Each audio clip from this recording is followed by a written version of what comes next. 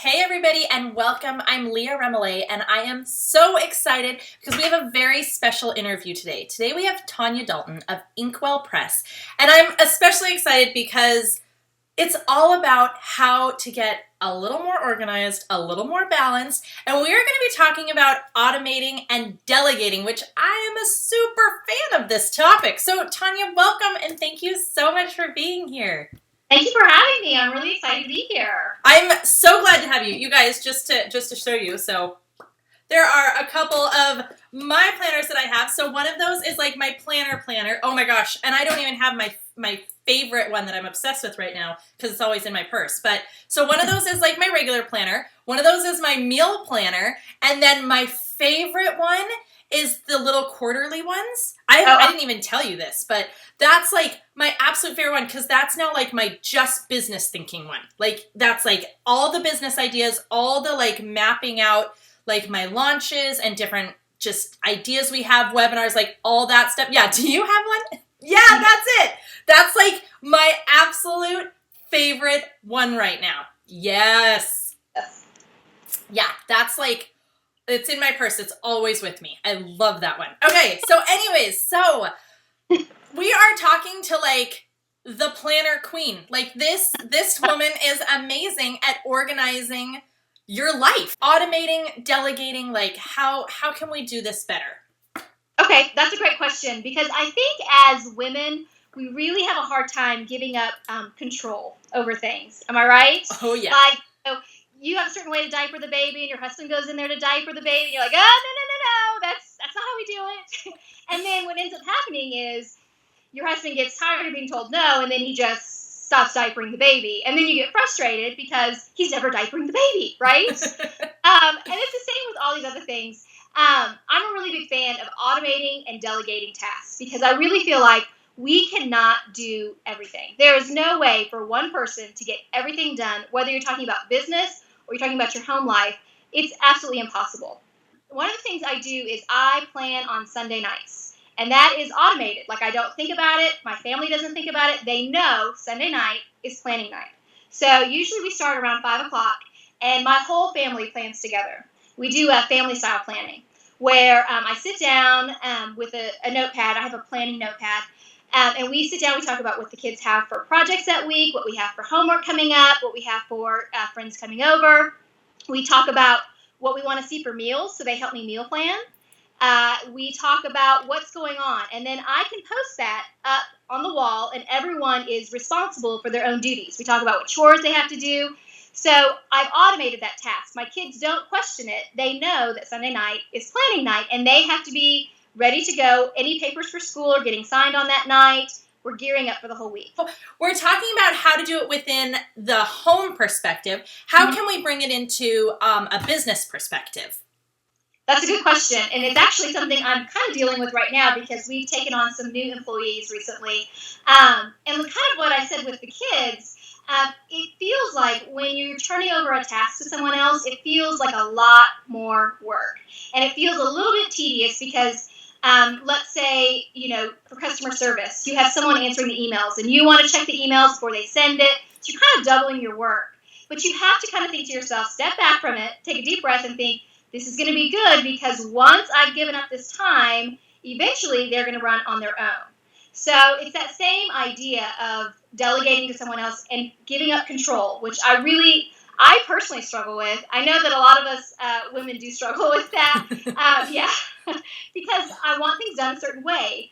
I don't want to say I'm particular, but I am particular about how things are done. And so it kind of runs the same way. And same with automating.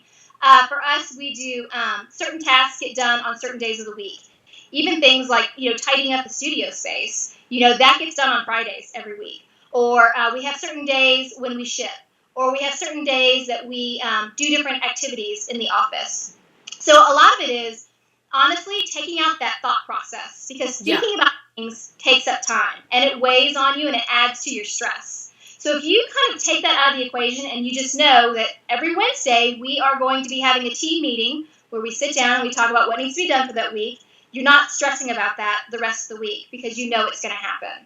So I really find that my home life and my work life kind of run very similarly. Mm-hmm.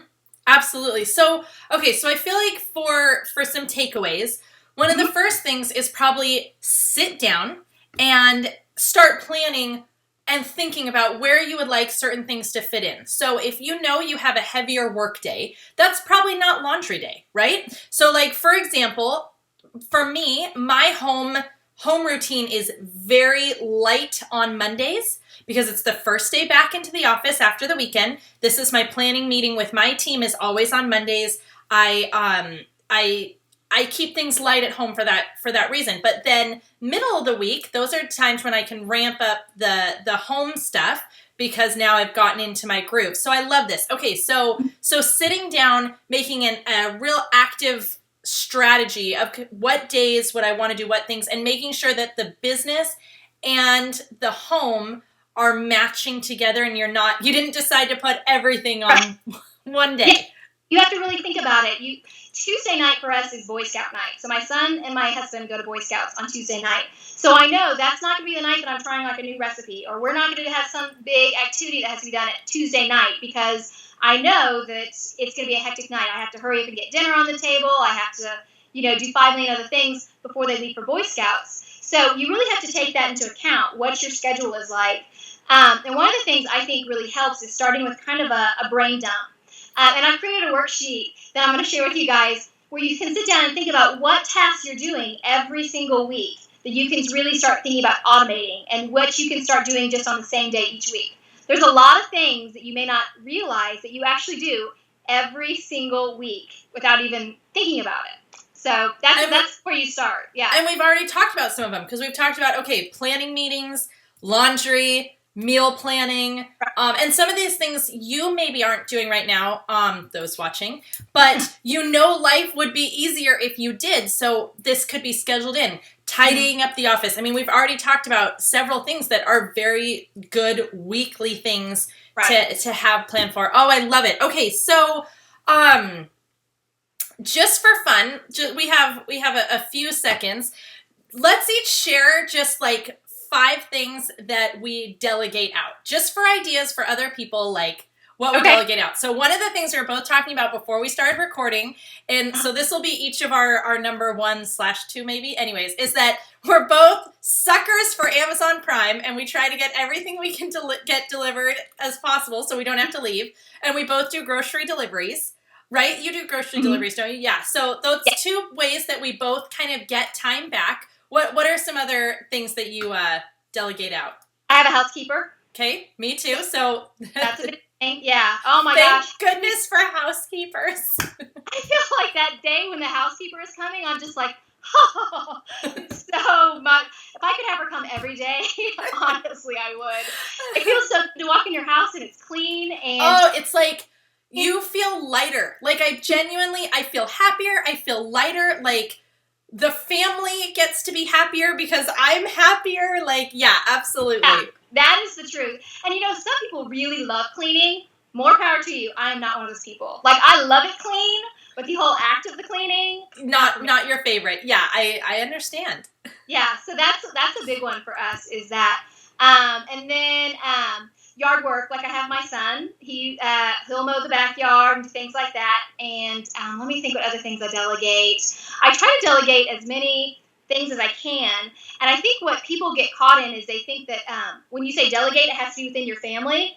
But kind of what we talked about, like meal deliveries, grocery deliveries, housekeeper, yard work, things like that. It doesn't have to be necessarily someone in your house that does it. Absolutely. Sometimes that can feel like, do I have the money for that or can I budget for that?